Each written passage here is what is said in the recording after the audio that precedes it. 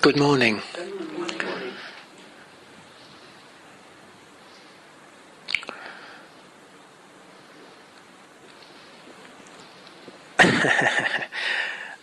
I'm going to be honest with you today. That isn't to say I haven't been.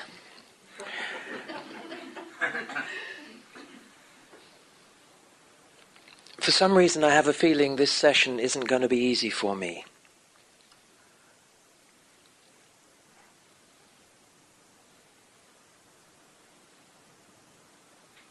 It means facing some honest home truths about myself, but I speak for us all.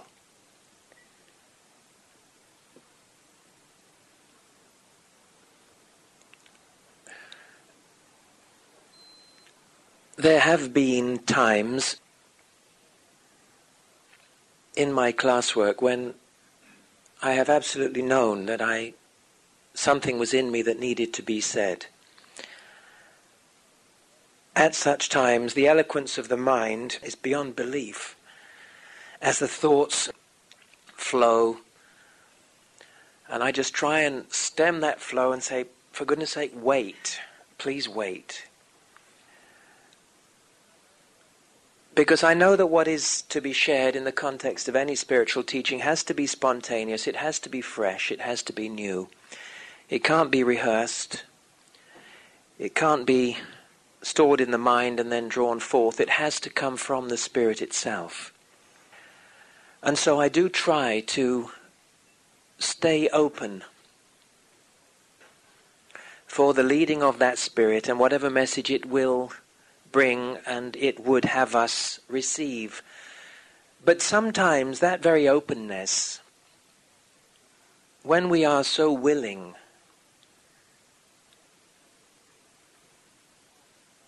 to be taught of God, brings certain lessons unexpectedly that make us realize that we cannot yet claim to have fully attained. Not that any of us do.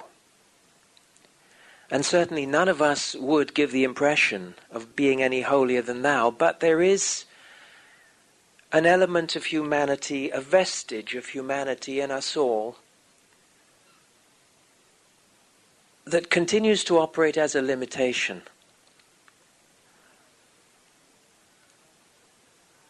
But of which Joel himself said, if ever you should see in me anything less than you know I should be, don't condemn me for it. Heal me of it. And so if any of you have happened to see in me what I have seen, don't condemn me for it. Heal me of it, just as Jesus said, even as I have done unto you. Because in all humility we open ourselves to the leading of grace. We cannot question, and neither can we determine the direction it takes. And sometimes lessons that are needed for us to grow in grace that we were not aware of, and indeed are very subtle, find a way of making themselves rather clear to us.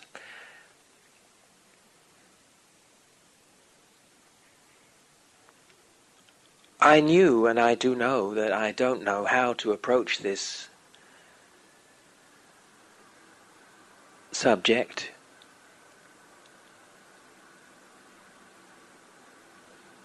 Any more than I know how to answer these questions. But I feel they are an integral part of what it is that I would like to share.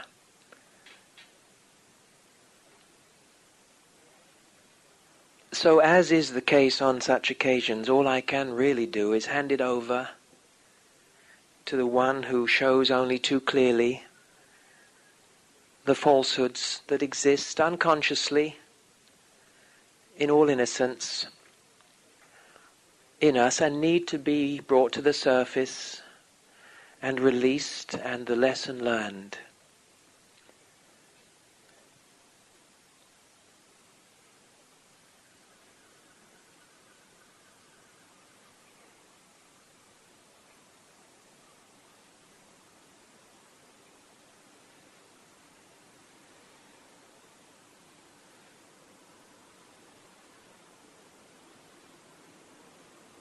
We all know there is no condemnation. Yet, if we ourselves are to be free, even of our own, to use the word guilt is a rather strong term, but our own awareness of our own shortcomings, we do realize we can harbor no grudge or judgment about anyone else. Forgive us our trespasses as we forgive those who trespass against us, Jesus said. So in all innocence, in the innocence of that childlike mind without which we are told we shall not enter the kingdom, certain subtleties of our human nature are brought to our attention to bring to light an area of need.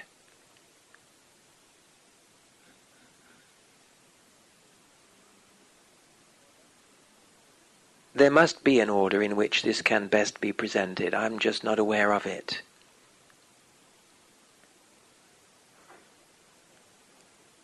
And so, as part of the purpose in our being here, let us be open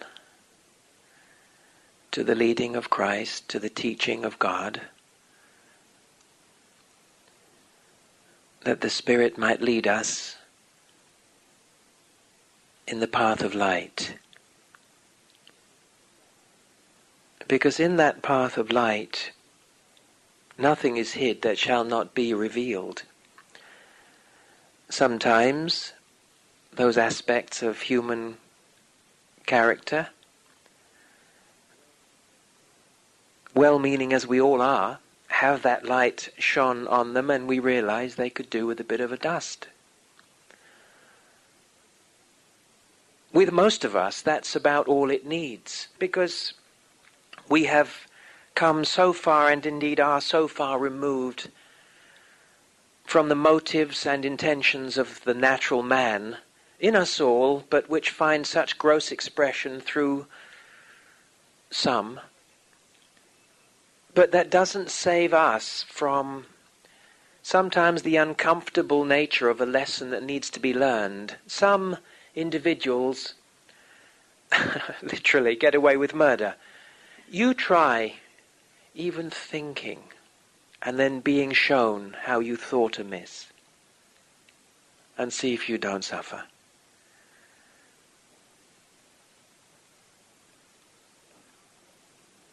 It's a humbling lesson for us all to be shown we need to learn the common touch.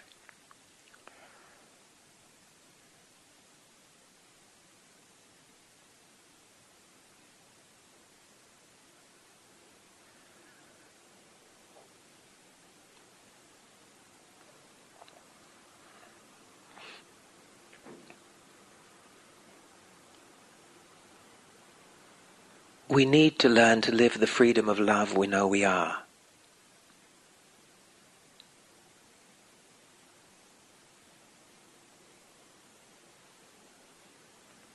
Which means being very approachable, very amenable,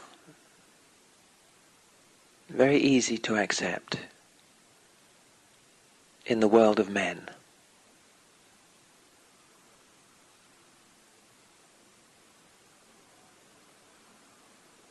Jesus had the common touch.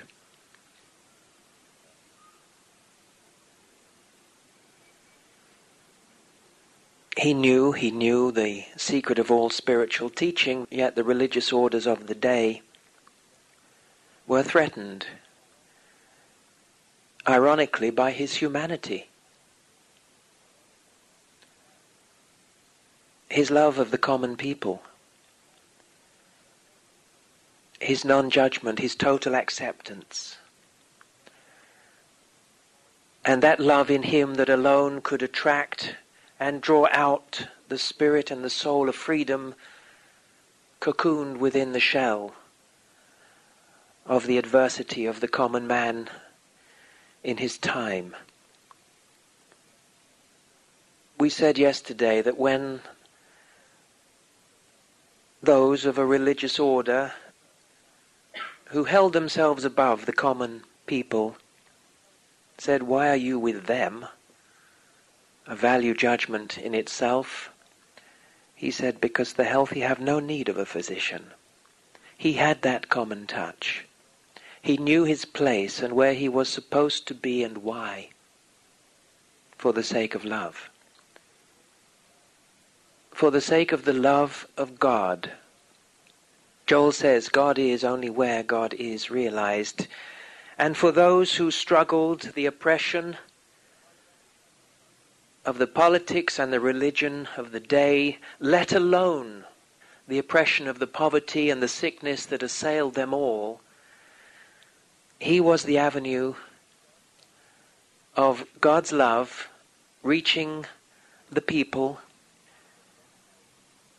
because they felt in him that unthreatening embrace that judged them not.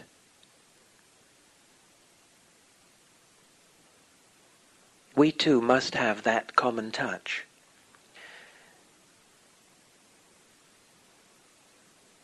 It is common to us all, and it must be the touch of love. But each one of us individually must live it. We don't need to be or express or speak of any specifics in this context. We all know how we all are. And we all know that which I would, sometimes I still do not. And that which I would not, sometimes I still do. And in a sense, we all have to forgive ourselves. And that process of forgiving ourselves takes place, in a sense, in a mild moment of repentance. Not of anything serious, because we would not transgress to that degree the Spirit of God that is in us, by which we all live. But there still are those areas that show so clearly we cannot indeed claim to have fully attained, and neither would we. And so long as there is anyone who does, we certainly haven't. Because humility is the key that opens the door for the entering into human consciousness of that love of God. And it comes through those who are pure of heart.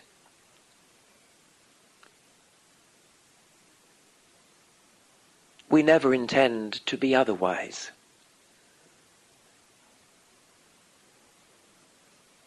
We all surrender as best as we are able.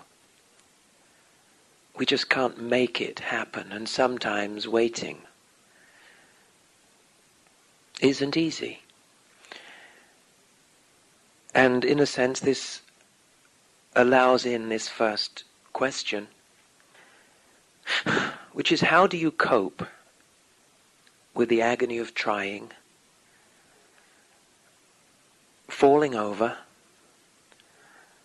the rebellion, and the impatience, the discomfort of waiting and letting? Somehow the right message or the assurance is always there, but there's more, isn't there? Yes, there is. But such a humility opens the door.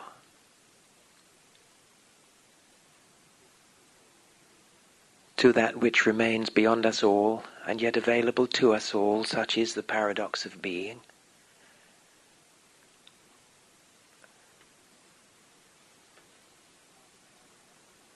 It's part of how we must be, if we are to become what we have never not been.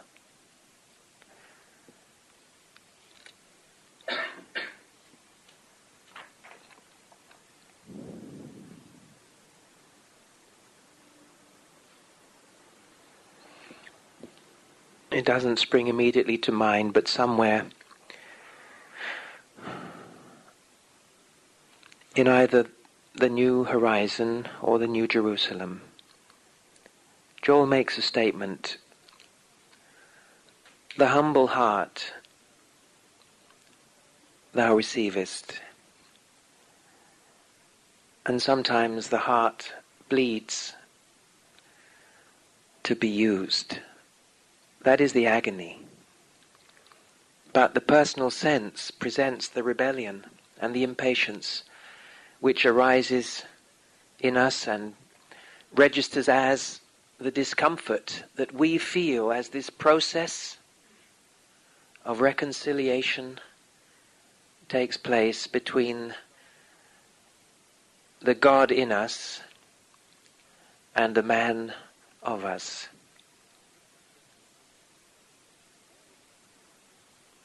All of this ties in with the willingness to be led of the Spirit and taught of God, and this was not a pleasant, it says here, the discomfort. This was not a pleasant feeling that required light when this question was posed. But it was the humility and the willingness of that humble heart of which Joel speaks.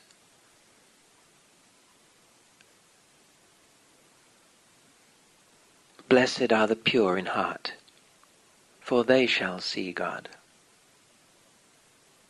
And blessed are the meek, for they shall inherit the earth.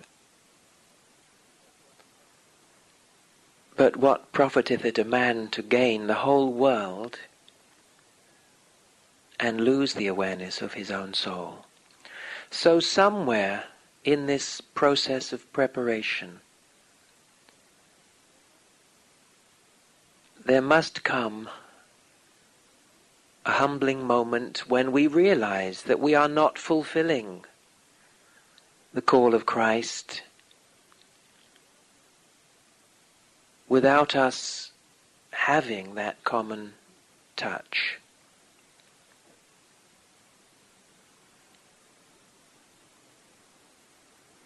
It's what makes us available to men, and men acceptable to us. It is that non-judgmental, unconditioned mind that was in Christ that allowed him to be among and to heal the sick.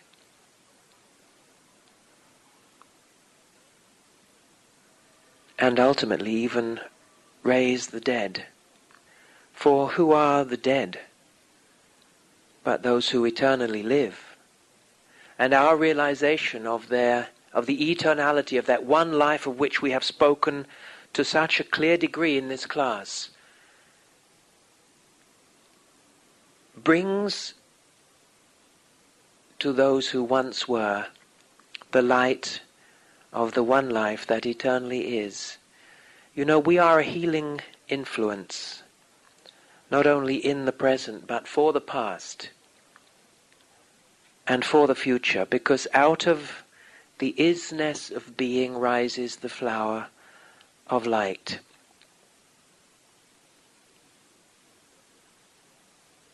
It's no different from our national health insurance, or whatever it's called, that we pay, but it isn't for ourselves, it is for those who have gone before.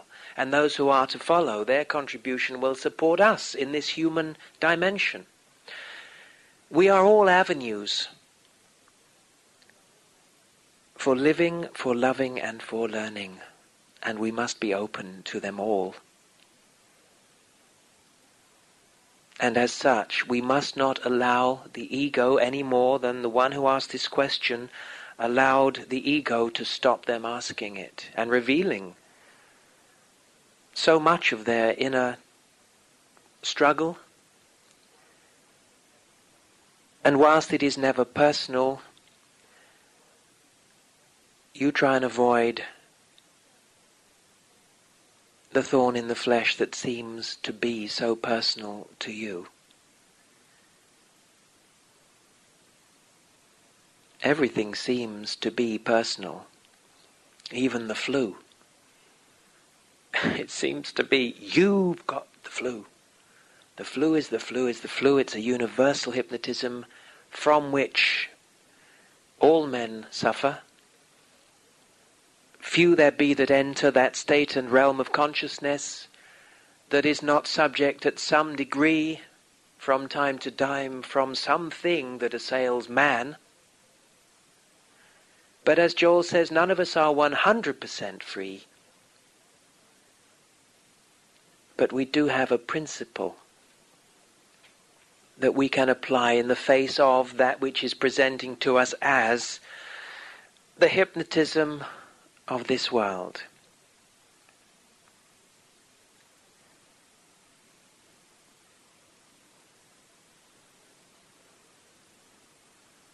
But I don't want to lose this thread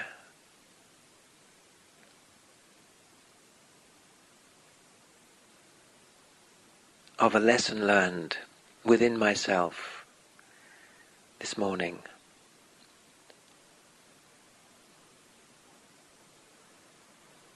Some have attained in some degree, in some areas, more than others. We all have something to contribute to the common good. And there will always be someone who perhaps has gone one or two steps further along the way in certain areas that we have not. And we can learn from them. We learn how they conduct themselves in the world.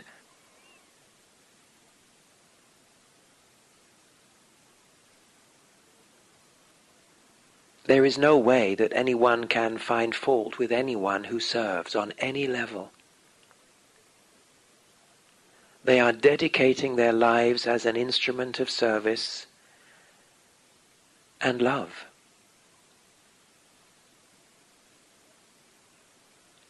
And except ye be faithful in the least, how can you be faithful in the greater things? It's all been said. We have a roadmap that leads us all the way to the kingdom. But if we don't follow it, absolutely, except ye be perfect, even as your heavenly Father is perfect, we lose the way. We fall, as it says here, we fall over again and again. But we pick ourselves up. We bring ourselves back to the altar. And how sure it is that when we continue to do just that, when running the other way might seem to be the easy option, which it actually isn't. If any of you have tried it, and I have, it isn't easy to keep on bringing ourselves back into the light that renders inevitable ultimately the dissolution of that person in us who rebels and is impatient, and of course on which level we feel the discomfort of that resistance. So I think basically what I'm trying to say, without revealing the specifics, is let us just so willingly be open to the learning process of those subtle lessons that present to us all for our own good.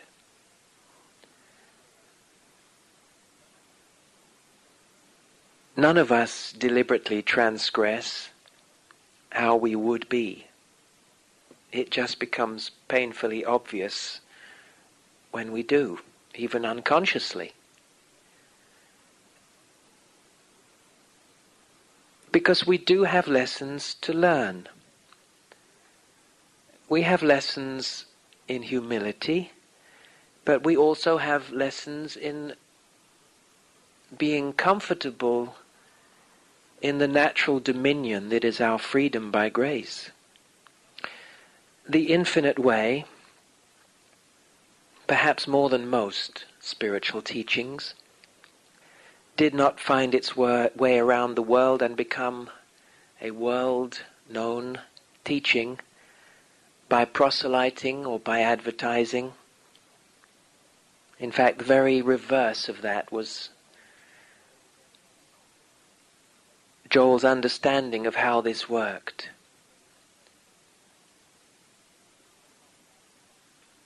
It is not a hothouse plant that has grown very quickly and can be given to someone looking wonderful and within a few days wilt.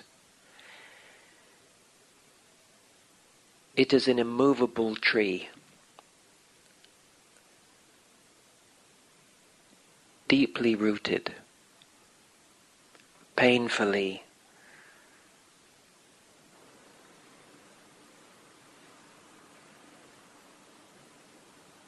allowed to reveal the allness of Spirit in us, because it does create rebellion. St. Paul said, I would not sin, but I still find a sense of sin in me. So it is never personal when we do act outside or other than the integrity of a teaching. But we spoke of the monkey and the fish, where one thought he knew what another needed.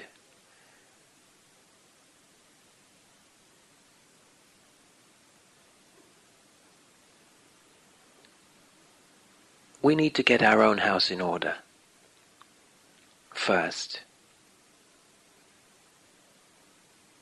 We need to come to a place where we see there ultimately is no one in need, that that which appears as must be seen through for the mental suggestion that it is, and not ourselves respond or react to that appearance, for good or evil.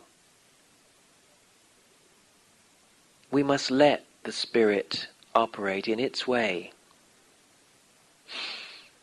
And it does take as long as it takes. We must allow everyone the freedom of their infinite individuality, just as we would ask that of them in our own experience, just to be ourselves, not to be told what we should or shouldn't do, read or listen to, or any of those things. But just ourselves, first and foremost, physician, heal yourself, just ourselves, rest in the assurance that if any activity is spiritually maintained, it will bear fruit. But if, as with the hothouse plant itself, if we try and force anything onto anyone, chances are it may or may not take root, and even then it will be in shallow soil. Because there is that within us all that we alone know, within the depths of the recess of our own being, contains the key to our own freedom. We must release all. We do not proselyte. Teachers or teachings, we just accept what they say and put it into practice in our own experience. Then, as we also quoted from John Burroughs' poem, Waiting, our own, my own, shall come to me. Those who the Spirit has prepared, who are fertile soil indeed. I don't need to waste time beating about the bush. I can give it as I see it, I can live it as I am it, and share it accordingly. Knowing, trusting it will be heard, it will be accepted, it will not hit up against and cause this rebellion and impatience and discomfort, but it will soothe with its healing balm the troubled heart, and assure, as it says here, yes, there is always the right passage and the assurance. Assure each one of us that this is the way. Walk ye in it. But just as it says, the fervent, effectual prayer of a righteous man availeth much, we all may be righteous men praying fervently, but that isn't necessarily what determines or guarantees that our prayer, so-called, will be answered. Because the link always is the fervent, effectual prayer. I've said to my own children, for goodness sake, do it right. Because it's hard enough even when you do it right, let alone if you do it wrong. So let us be sure that what we do is based on an attitude of willingness to be used as an instrument of effectual prayer.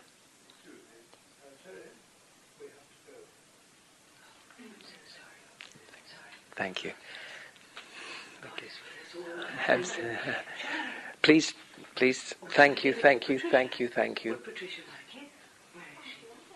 Would you like it? Who buys it? I'll send the check. Thank you. I'll send the check off. The check's in the post. How many times are we... What is that from Kung Fu? Always expect the unexpected. Grasshopper. And I thought I was in full flight there, and clearly wasn't. Well, we'll change direction on that one, maybe. Such is the spontaneity of an infinite way class. Ah, dear. But you can only be grateful, for you know not what and you know not when. Because we never know when the Son of Man cometh, and that is the Son of Man. It reminds me of a story some of you have heard me tell a couple of times, maybe, so forgive me, of the two men, close friends. One was very pious and one was really an atheist. And the pious one was always trying to get the atheist to pray and believe in God, and didn't want to know. It's a lot of rubbish, all that stuff. And one day this atheist man went off on a hike into the jungle and he got lost. And at first he wasn't too troubled. It was daylight and he thought, well, I'll get out of here, the ego thought of. But gradually he went this, and then he lost his kind of sense of direction, became disorientated, and then it was getting dark, and those little eyes started to appear, and those little jungle sounds, and he thought, oh my word, what are we going to do? He thought, perhaps I'd better try this prayer business that my friend's always on about. So he prayed. Nothing happened, and there he was, stuck in the... He thought, I knew it was a load of rubbish. I knew it didn't work. All of a sudden, there was thrashing through the jungle, and this little old man came into the clearing. He said, hello, friend, what are you doing here? He said, I'm lost. He said, well, where are you going? And he told him the village. He said, oh, well, I'm going to the village. Come on, follow me. So off he went. The next day, this atheist went round to his friend. He said, I want to tell you something. I now know that prayer doesn't work. He said, really? Why do you say that? He said, because I got lost in the jungle yesterday, and I prayed to God to show me the way out, and he didn't. So his friend said, well, how did you get out? He said, a little old man happened to come along. He said, well, who do you think that was? And this really, I think, is the essence of everything we're saying. We have spoken of the most sublime. But except ye be faithful in the least, how can you be faithful in the greater things? This challenge of divinity must manifest in humanity.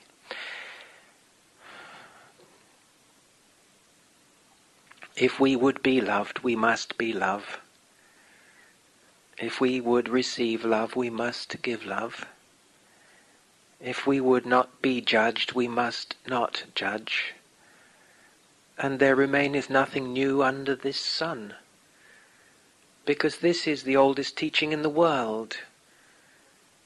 It isn't limited to anything. It isn't even based on the Bible. It is what the Bible is based on. And it's based on love. It's based on the revelation of man's true identity. It contains within itself an explanation of the mental creation, the second chapter.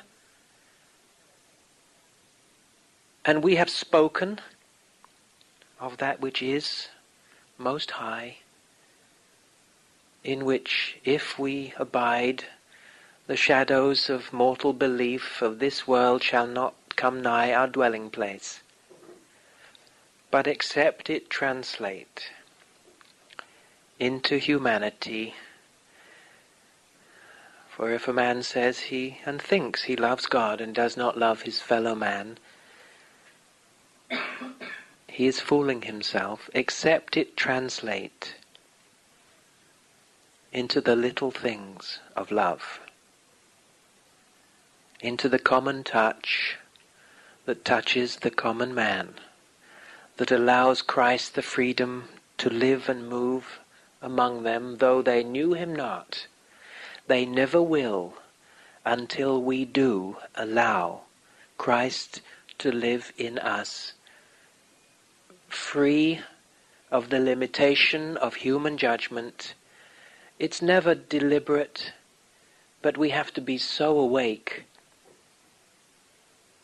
that we are alert to every opportunity the avenues of love's expression provides us with. Sometimes they are so subtle, but when we are willing to be taught of God, if we just miss one, if we happen unconsciously, inadvertently to walk past on the other side of a moment of opportunity, life will reflect back. It's almost like an instant karma. You don't have to wait very long for the lesson, for the love to reveal to you a lost moment of opportunity. It's never serious. It's just that we must be awake to every opportunity and not judge by or condemn for the way in which we see this human appearance, good or evil. Don't be too impressed by the so-called good. Why callest thou me good? There is but one good, and let us not condemn what appears as the so-called evils of this world, but be awake to the opposites of mortality. And we will then be combining the unity, the synthesis of divinity and humanity, all in the here and now-ness of our human experience. It must find expression. That divine light of love in us all, that lives in us all to will and to do unto its good pleasure, must live in us. What is its good pleasure? If not, to heal those who are afflicted with less than love. We claim nothing. We simply abide as a beholder and are blessed for the sharing and the willingness to give.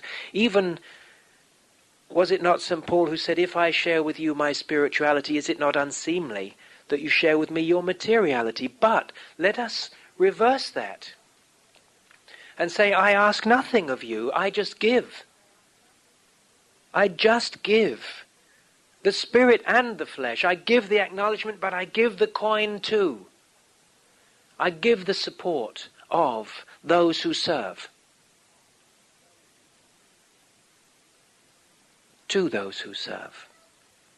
Because we are all servants of God. We are all the hands of the Almighty. We are all that mind that was also in Christ Jesus. And there is a second question here which says, I listen to tapes, as many as I can, but don't see much fruitage.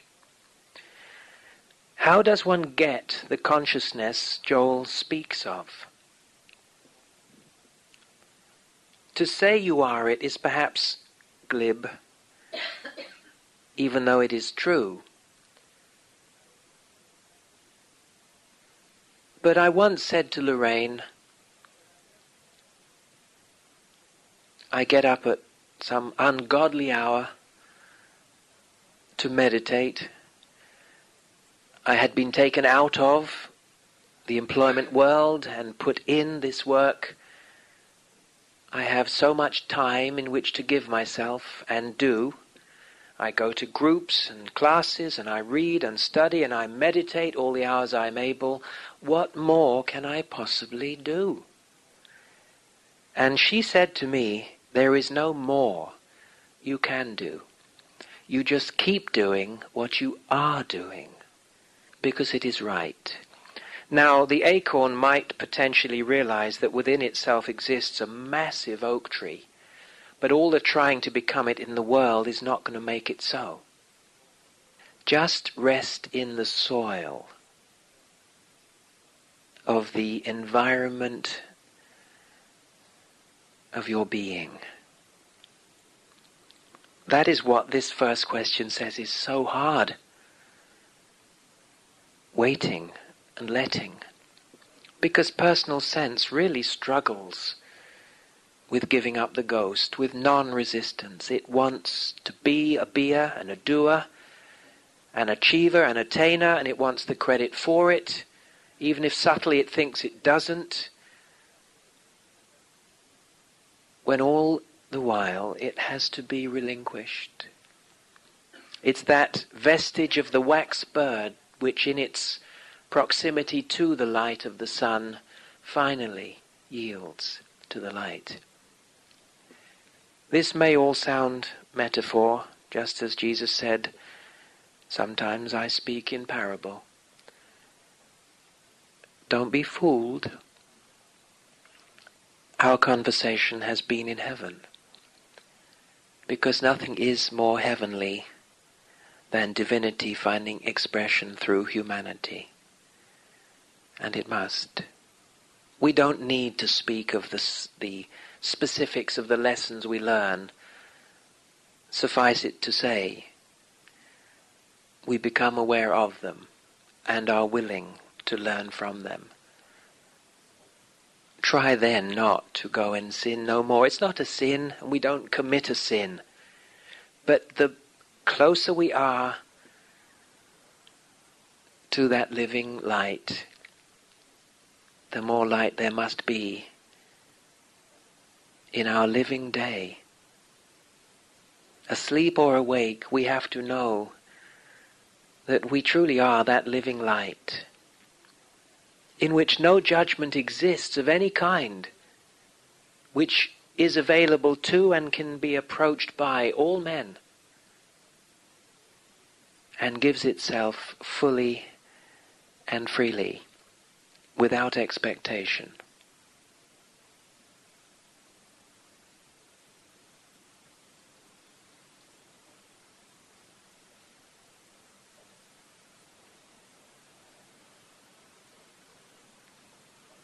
I don't know what I have said for all my saying, but if I have conveyed anything, let it be this.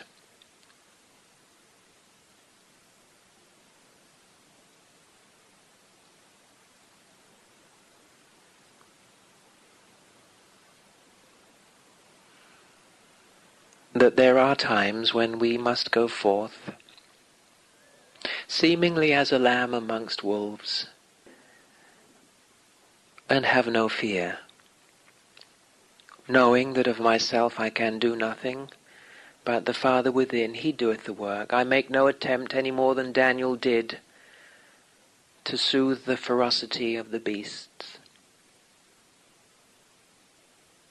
I abide in my awareness and acknowledgement of the omnipresence of God in me, as the I am that I am, into which nothing shall or can enter to defile or make a lie, and I remain steadfast and immovable, anchored in the I,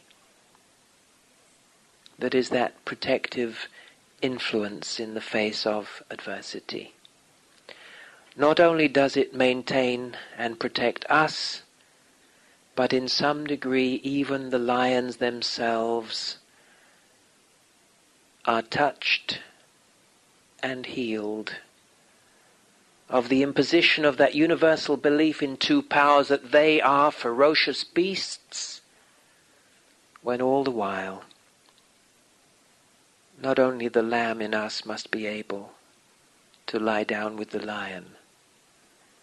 But the lion must become able to lay down with the lamb. We are all one, and must become so. And become all the more so according to the degree in which one here and one there is willing to be led of the Spirit and taught of God the difficult lessons which the ego rebels against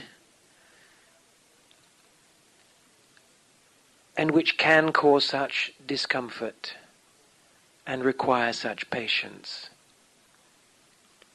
This is how we get that consciousness of which Joel speaks, by living what we are and putting it to the test, without which it is just the intellect that thinks it knows. When the humility of the Lamb and the gentleness of spirit must become, as it truly is, our greatest strength. And for that we must acquire the common touch that makes us available to men anonymously. He lived and moved among them, and they knew him not. He still does, and they still don't, and you are that one. Unknown by the common man, but through whom the touch of love can flow out to minister unto my sheep and tend my flock with God's healing hand of love. There is none other, and there is no higher way for the light of love to live. The divinity that it is, except in and as the humanity that we also are. That which we appear as is that which we are appearing. The two must become one. For in truth there is only one.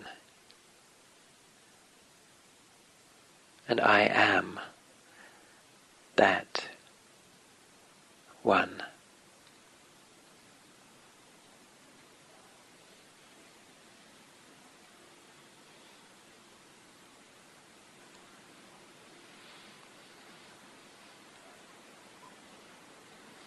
So let us surrender to the light of love in us all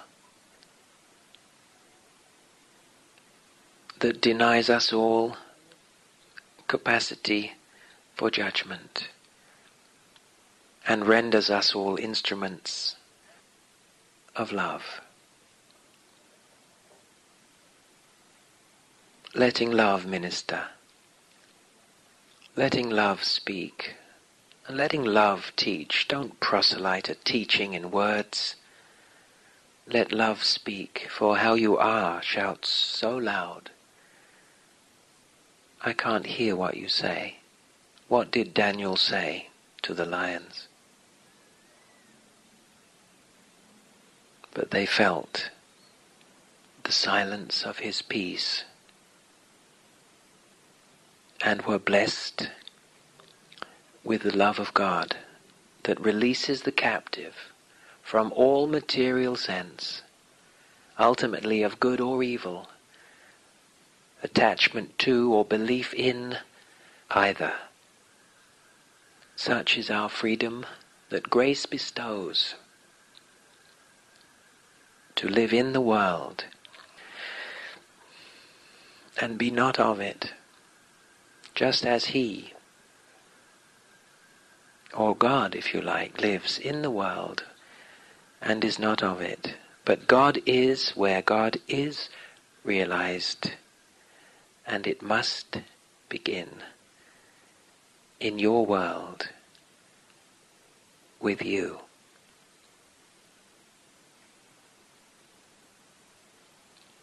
One, just one, with God, is a majority which goes forth and multiplies itself.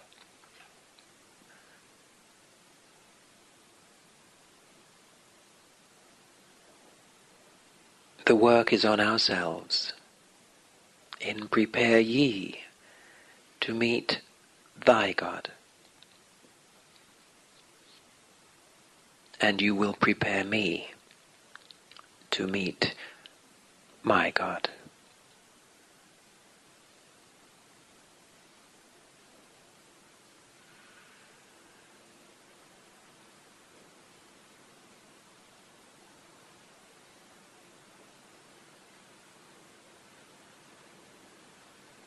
I knew what this session was to be about.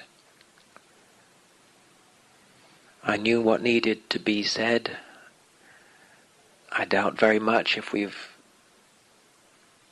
really said it, except in the purity of motive behind what has been said. You have spiritual ears to hear.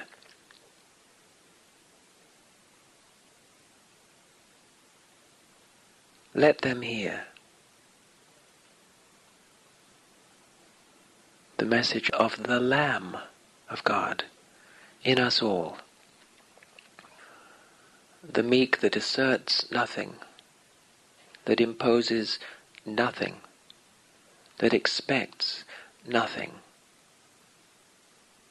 but which shares the innocence and the purity of the love of God.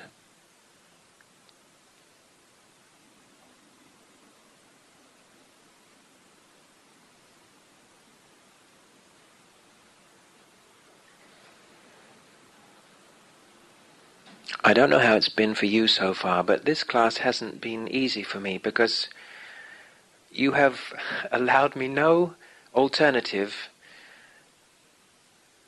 but to deeply enter that silence that is beyond utterance. I can only trust that the Spirit that has brought us all together intends us to hear what has not been said, but which clearly has been the consciousness that has brought us and sustains us. So just be open and let the everlasting arms of God include and embrace all that you see in your realization of that one life and that one presence, which has never not been the Christ, the Son of the living God, the Spirit of God in man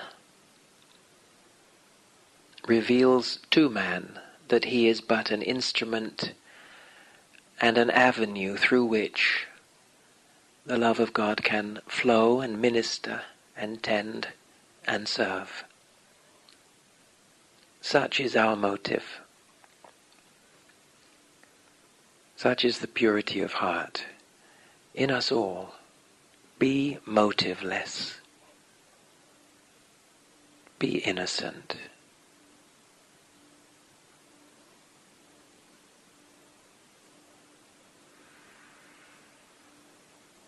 Be I.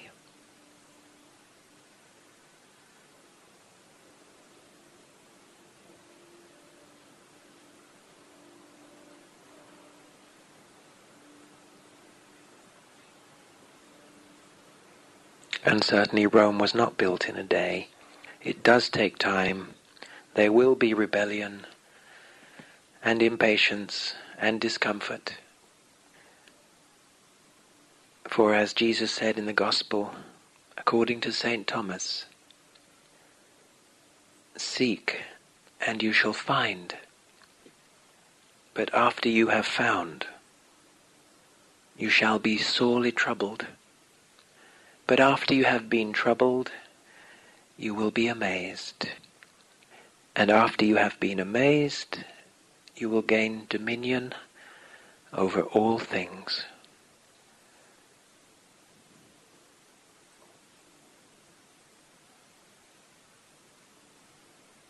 Such is the way of God.